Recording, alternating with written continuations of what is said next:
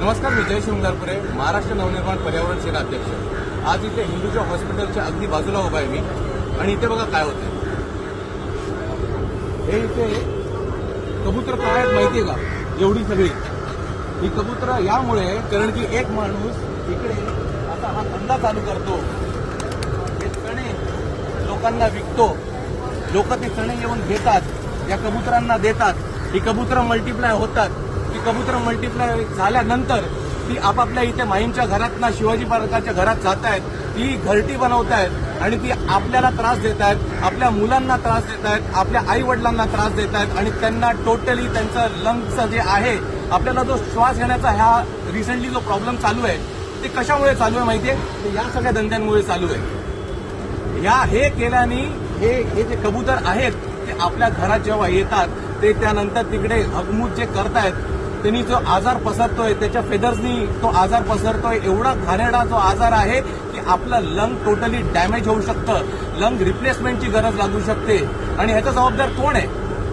हे समोरासमोर इथे हिंदूच्या हॉस्पिटल आहे, हे बघा. हे इथे समोरासमोर हा धंदा होतोय, समोरासमोर. हा माणूस बघा इथे बसलाय, समोरासमोर हा धंदा होतोय. आणि तुम्हाला दाखवतो इथे बीएमसीचा बोर्ड बघा तुम्ही. हा बीएमसीचा बोर्ड बघा इकडे.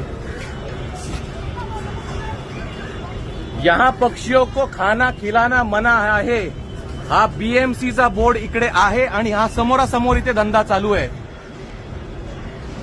ये इथे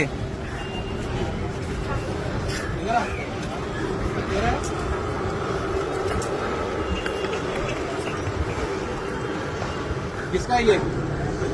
हा कोण? अजगर. हा अजगर कडून कोणतरी मालूम आहे का?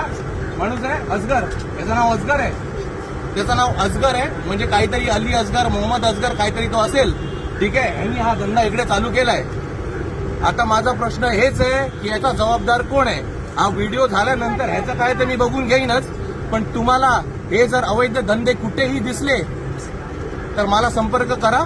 धन्यवाद. जय हिंद, जय महाराष्ट्र.